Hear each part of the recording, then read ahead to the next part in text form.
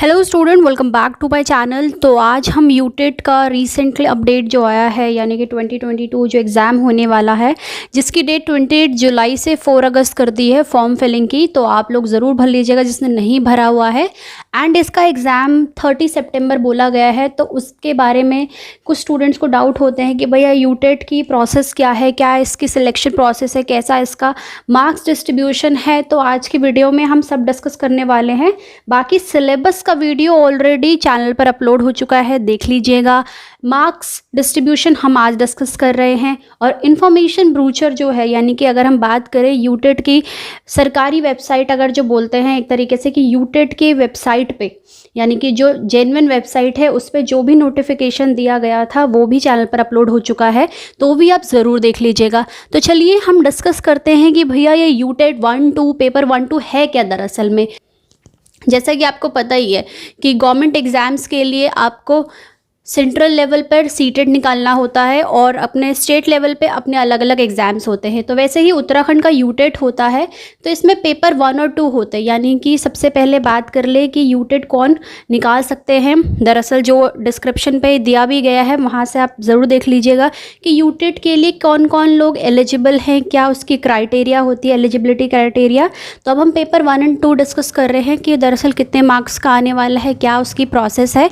तो देखिए, पेपर 1 जो होता है वो आपका दरअसल 1st to 5th स्टैंडर्ड के लिए होता है, अगर हम प्राइमरी सेक्शन की बात करें। और जो पेपर 2 होता है यूटेट का, वो आपका 6 to 8 स्टैंडर्ड को पढ़ाने के लिए दिया जाता है। यानी कि सरकारी विद्यालय में जो अध्यापक होते हैं, अध्यापिकाएं होती हैं, दरअसल उनको यूटेट 1 और यूटेट 2 निकालना पड़ता है। 1 होता है 1st to 5th के लिए और 2nd होता है आपका 6 to 8 के लिए। अब बात करते हैं कि भाई इसमें क्वेश्चन कितने आने वाले हैं। तो नंबर ऑफ़ क्वेश्चंस होते हैं 150, यानी कि 150, 150 क्वेश्चन आपके पास आते हैं और हर क्वेश्चन एक नंबर का होता है। यानी कि आपके 150 क्वेश्चन हो गए 150 नंबर के हर एक पेपर में। हर एक पेपर इन द सेंस कि यूटेट 1 में 150, यूटेट 2 150, तो टोटल हो गए 300 क्वेश्चंस। देखिए, यूटेट 1 और 2 यानी कि पेपर 1 और 2 की अगर हम बात करते हैं तो ये ऑप्शनल होता है कि आपको कौन सा पेपर देना है। जब आपने फॉर्म फिलिंग करा होगा तो या तो यूटेट 1 या तो यूटेट 2 या फिर बोथ पेपर करा होगा। तो ध्यान रखिए, अगर आपने दोनों पेपर फिल करे हैं तो आपके पास टोटल 300 क्वेश्चंस है। लेकिन ऐसा भी नहीं है कि 300 क्वेश्चन एक ही बारी में करने हैं, वो हम टाइम शेड्यूल भी अभी डिस्कस करेंगे। तो नंबर ऑफ़ क्वेश्चंस हो गए 150, जो 1 मार्क ईच होता है, यानी कि 150 मार्क्स का आपका पेपर हो गया। ठीक है। सेकंड आता है कि आपको इसमें कितना समय दिया जाता है। समय होता है 2 और 30 मिनट्स, यानी कि 2.5 घंटे लगभग आपको मिलते हैं। क्वेश्चन पैटर्न जो होता है वो होता है आपका ऑब्जेक्टिव टाइप, यानी कि आपके पास MCQ बेस्ड होता है। जो आपकी OMR शीट्स होती हैं वो कैसे फिल की जाती है वो भी आपको ब्रूचर में पता चल जाएगा। सो क्वेश्चन पैटर्न आपके पास ऑब्जेक्टिव टाइप होता है, यानी कि एक क्वेश्चन पे 4 ऑप्शंस होते हैं। नेगेटिव मार्किंग, इसी में बहुत सारे स्टूडेंट्स को डाउट भी होता है और इस वजह से बहुत सारे मार्क्स हमारे गलत हो जाते हैं। तो इसमें कोई नेगेटिव मार्किंग नहीं होती है। तो लैंग्वेज की बात करें तो लैंग्वेज आपके पास बाइलिंगुअल होता है, यानी कि आपका पेपर दोनों मोड में आता है, हिंदी मोड में भी और इंग्लिश मोड में भी। तो जिसमें आप कंफर्टेबल हैं आप उसमें करिए। नेक्स्ट बात करते हैं इसकी सर्टिफिकेशन वैलिडिटी क्या है, यानी कि अगर आपने यूटेट 1 क्लियर कर लिया या 2 क्लियर कर लिया तो वो कितने टाइम तक के लिए वैलिड है। तो इसकी जो वैलिडिटी होती है वो लाइफ टाइम होती है। जैसे सीटेट की वैलिडिटी है वो भी लाइफ टाइम हो चुकी है, वैसे ही यूटेट की भी होती है। Can attempt more than 1 to improve marks, यानी कि ऐसा नहीं है कि आपने यूटेट 1 दे दिया है या 2 दे दिया तो भाई उसके बाद आप दे ही नहीं सकते। आप एक के बाद कितनी बार भी इस एग्ज़ाम को दे सकते हो अपने मार्क्स को इम्प्रूव करने के लिए। अब बात करते हैं डिफ़िकल्टी लेवल की, यानी कि अगर यूटेट 1 पेपर आप दे रहे हैं जो basically 1st to 5th standard के लिए दिया जाता है, तो उसमें आपका अप टू 8th क्लास तक के डिफ़िकल्टी क्वेश्चन पूछे जा सकते हैं। यूटेट 2 में आपका जो बेसिकली 6 to 8 स्टैंडर्ड होता है, इसमें अप टू 10th क्लास तक के डिफ़िकल्टी लेवल के क्वेश्चन पूछे जा सकते हैं। सो बेसिकली आपके पास 150 क्वेश्चंस हो गए पर क्वेश्चन ईच 1 मार्क। टाइम आपके पास 2 और 30 मिनट्स का होता है, कोई भी नेगेटिव मार्किंग नहीं होती है। लैंग्वेज हिंदी इंग्लिश जिसमें आप चाहे दे सकते हैं। सर्टिफिकेशन वैलिडिटी आपकी लाइफ टाइम होती है। एक से ज़्यादा अटेम्प्ट आप कर सकते हैं अपने मार्क्स को इंप्रूव करने के लिए। डिफ़िकल्टी लेवल यूटेट 1 का अप टू 8th स्टैंडर्ड होता है, यूटेट 2 का 10th क्लास तक के लिए। क्वेश्चन पैटर्न ऑब्जेक्टिव टाइप होता है। अब बात करते हैं अगर मार्क्स कट ऑफ की अगर हम बात करें एक तरीके से, तो 60% यानी कि जो 150 का 60% है वो जनरल कैटेगरी के लिए निकालना पड़ता है, यानी कि अप्रॉक्स ले लो 90 मार्क्स। 40% होता है SC और ST के लिए, और 50% होता है OBC या फिर कोई फ्रीडम फाइटर यानी स्वतंत्रता सेनानी के जो डिपेंडेंट होते हैं, या फिर कोई एक्स सर्विसमैन हो तो उसके लिए 50% होता है। तो ये बेसिकली आपका स्ट्रक्चर है कि किस तरीके का क्वेश्चन पैटर्न होता है और किस मोड में आता है और उसकी क्या डिफिकल्टी लेवल हो सकती है। यहाँ पे देखिए एक नोट दिया गया है, a person who intend to be a teacher for both levels 1st to 5th 6 to 8 will have to appear in both papers. यानी कि कोई व्यक्ति अगर चाहता है कि वो दोनों लेवल के एग्जाम्स दे, यानी कि इन दोनों क्लासेस को पढ़ा सके, दोनों क्लासेस इन द सेंस जो ग्रुप है 1st to 5th 6 to 8 के लिए आप ट्राई कर सके, तो उसको दोनों पेपर देने होते हैं। यानी बेसिकली ये होता है मार्क्स डिस्ट्रीब्यूशन की अगर हम बात करें जो नॉर्मली है कि बेसिकली कितना पेपर आता है क्या है। अब हम डिस्ट्रीब्यूशन करेंगे पर सब्जेक्ट वाइज यानी कि पर टॉपिक वाइज। जो आपका 150 मार्क है यानी कि जो 150 नंबर है ये कैसे डिस्ट्रीब्यूट हुआ है अलग अलग टॉपिक्स में, वो हम अब डिस्कस करने वाले हैं इसके बाद। आई होप कि आपको क्लियर हो गया होगा, नहीं हुआ तो आप कमेंट सेक्शन में बता सकते हैं। I will try to provide the solution on the same day, और आप चाहे तो इसका एसएस ले सकते हैं फॉर अपने ईज के लिए और समझने के लिए। बाकी एक बार आप वीडियो दोबारा देख लीजिएगा तो आपको ऑलरेडी कॉन्सेप्ट क्लियर हो जाएगा कितने मार्क्स का पैटर्न क्या क्या है। अब बात करते हैं ये जो 150 नंबर है ये कैसे डिस्ट्रीब्यूट होते हैं यूटेट 1 के हिसाब से और यूटेट 2 के हिसाब से। अब देखिए स्टूडेंट, बात करें हम अगर मार्क्स डिस्ट्रीब्यूशन की यानी कि यूटेट 1 में और यूटेट 2 में कैसे, तो दरअसल ये 1 का है और ये सेकंड पेपर का है। तो ध्यान रखिए कि फर्स्ट पेपर और सेकंड पेपर में मार्क्स कैसे डिस्ट्रीब्यूट किए जाते हैं। तो पहला देखते हैं चाइल्ड डेवलपमेंट एंड पेडागोगी, जो आपका 30 मार्क्स का आता है और उसमें 30 क्वेश्चंस होते हैं। सेकंड होता है लैंग्वेज ऑप्शन। जब आपने फॉर्म फिल करा होगा तो वहाँ पे आपके पास लैंग्वेज का ऑप्शन आता है, यानी कि जैसे हिंदी, इंग्लिश, उर्दू, संस्कृत, इस तरीके से। और अगर आप पहले में इंग्लिश फिल करते हैं तो सेकेंड में मैं आपके रिकमेंड करूँगी कि आप हिंदी फिल कीजिए, क्योंकि उसमें कॉम्प्रिहेंशन और भी जो कुछ चीज़ें होती हैं वो ईजी हो जाती है। बाकी आपके ऊपर है, देखो आप पहला लैंग्वेज अपनी प्रेफरेंस क्या ले रहे हो, हिंदी ले रहे हो, इंग्लिश ले रहे हो।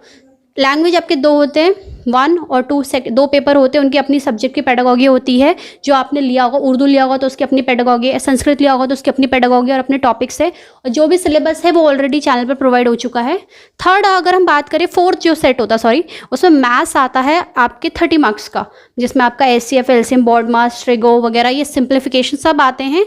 एंड द फाइनल होता है 5th एनवायरमेंटल स्टडीज़, जिसे हम EVS भी कहते हैं, जो आपकी 30 मार्क्स की आती है। यानी कि पहला आता है आपका चाइल्ड डेवलपमेंट एंड पेडागोगी, यानी कि बाल विकास एंड पेडागोगी, आपकी 30 मार्क्स की आती है। फिर आपके लैंग्वेज आते हैं 1 और 2, 30 मार्क्स के सेपरेट आते हैं, यानी कि टोटल मिला के आ रहे हैं। फिर मैथ्स आता है आपका 30 मार्क्स का और EVS आता है 30 मार्क्स का। तो ये है यूटेट 1 का, यानी कि जो class 1st to 5th standard के लिए पेपर दे रहे हैं उनके लिए ये सिलेबस होता है मार्क्स डिस्ट्रीब्यूशन का। और अगर बात करें यूटेट 2 की, तो स्टार्टिंग 3 यानी कि child development and pedagogy, language 1 and language 2, यहाँ तक दोनों पेपर का ऑलमोस्ट सिमिलर सेम होता है, बस थोड़ा कोर्स वेरिएशन आगे होता है, क्योंकि भाई वो 1st to 5th स्टैंडर्ड है, वो 6 to 8 है ऑलमोस्ट। लेकिन यहाँ से जो होता है अलग होता है। इधर 1 में आपके पास मैथ्स और EVS होता है, लेकिन यहाँ पे आपके पास ऑप्शनल होता है। अगर आप मैथ साइंस के टीचर बनना चाहते हैं तो आपने मैथ साइंस वाला फिल करा होगा ऑप्शन, और बाकी सोशल स्टडीज़ यानी कि बाकी सामाजिक अध्ययन या जो बाकी एक्स्ट्रा सब्जेक्ट्स है उनके लिए आप देना चाहते हैं तो आप अपना SST फिल कर सकते हैं। ये दोनों आपके ऊपर है, आपको इसमें से कौन सा फीड करना है। लेकिन ये टोटल 60 मार्क्स का आता है, ध्यान रखिए। यानी कि अगर आपने मैथ साइंस करा है तो वो 60 आएगा, सोशल स्टडीज़ करा है तो वो 60 का आएगा। तो इसका डिस्ट्रीब्यूशन यहाँ पे थोड़ा अलग हो जाता है, बाकी पूरा ऑलमोस्ट सेम होता है। और टोटल होते 150 क्वेश्चंस, पर क्वेश्चंस कंटेन 1 मार्क्स ईच। तो हो गया आपका 150 का एक पेपर और 150 का 2, यानी कि टोटल 300 होते हैं अलग अलग हम पेपर की बात करें टोटल, यानी कि सो ये होता है मार्क्स डिस्ट्रीब्यूशन। आई होप कि आपको मार्क्स डिस्ट्रीब्यूशन क्लियर हो गया होगा। अब हम बात कर लेते हैं टाइम स्लॉट की। भैया जो आपके दोनों पेपर हैं उनके बीच का टाइम स्लॉट कैसे होने वाला है, तो चलिए वो भी समझते हैं। अब बात करते हैं स्टूडेंट इसके टाइम शेड्यूल के बारे में, यानी कि आपके एंट्री वगैरह से लेकर इसका जो एंड होगा वो कैसे होगा। यानी कि जब आप एग्जाम सेंटर पे जाएंगे, यहाँ पे पेपर 1 पेपर 2 के लिए डिफरेंट स्लॉट्स ऑलरेडी लिखे हुए हैं। तो पहली जो एंट्री होगी, यानी कि जो पेपर 1 है वो मॉर्निंग है और पेपर 2 आपका आफ्टरनून सेशन होता है एक तरीके से। तो अगर आपके एंट्री की बात करें तो 9 AM पे पेपर 1 की एंट्री है, 1 PM पे पेपर 2 की एंट्री।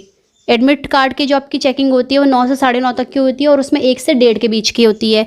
OMR शीट्स का डिस्ट्रीब्यूशन की अगर हम बात करते हैं तो 9:30 बजे और वहाँ 1:30 बजे, यानी कि जो टाइम स्लॉट पेपर 1 का है उसी का ऑपोजिट टाइम स्लॉट 2 का है, बट वो 1 बजे से स्टार्ट है, ये 9 बजे से। सील जो होती है टेक्स्ट बुक, यानी कि जो भैया आपकी आंसर शीट की जो सील होती है वो टूटती है एक तरीके से, यानी कि ब्रोकन इन द सेंस कि आप तब स्टार्ट करते हो उसे करना, वो करते हैं 9:55 AM पे और उधर करते हैं 1:55 PM पे। टेस्ट आपका जो स्टार्ट है वो 10 बजे से होता है, यहाँ 2 बजे से होता है। लास्ट एंट्री एग्जामिनेशन हॉल की बात हो रही है यहाँ पे, वो 10:30 की है, यहाँ 2:30 बजे की है। और जो टेस्ट फिनिश होता है, यानी कि आपका भैया जो ख़त्म होने वाला है, यानी कि कुल मिला के समझ लो कि 10 से 12:30 तक का पेपर है, यहाँ 2 से 4:30 का, क्योंकि 2.5 घंटे का पेपर है। और कैसे उसकी एंट्री यहाँ 9 बजे है, यहाँ 1 बजे है, ये सुबह के 9 से 9:30, ये दिन का 1 से 1:30, उस हिसाब से आपकी एंट्री स्लॉट्स दी गई हैं। आई होप कि आपको अब क्लियर हो गया होगा कॉन्सेप्ट पूरा कि कैसे इसकी एंट्री है और क्या इसका एग्जामिनेशन टाइम स्टार्ट है, कब उसका मार्क्स डिस्ट्रीब्यूशन कैसे है। करती हूँ कि अब आपको क्लियर हो गया होगा। तो आई होप कि this video is very helpful for you, all of you, all the UTET aspirants, and all the best everyone for your exams which is going to be held on 38 September possibly. Best of luck everyone. And इससे regarding important questions papers, important questions तो मैं क्या कहूँगी, यानी कि previous year paper हो गए या बुक जो इंपॉर्टेंट होती है एग्ज़ाम्स के पर्पज़ के हिसाब से सैम्पल्स होते हैं, वो मैं चैनल पर शेयर कर दूँगी। आई होप कि वो भी आपकी हेल्प करेंगे। एंड एग्ज़ाम के बाद ज़रूर बताइएगा कि आपकी वो हेल्प करे या नहीं करे। मेल आईडी नीचे दी गई है, वहाँ से भी आप मेल कर सकते हैं। एंड यूटेट का पूरा आई होप आई ट्राई कि एक एक करके मैं आपके सारे पेपर आप लोग के साथ शेयर करूँ। और ये था आज की वीडियो में। तो कंटेंट अच्छा लगे तो लाइक, कमेंट, शेयर, और सबसे इम्पॉर्टेंट चैनल को सब्सक्राइब करना ना भूलें। मिलती हूँ आपसे ऐसी एक और नए इन्फॉर्मेशन के साथ, एक नए लेक्चर के साथ। Thank you.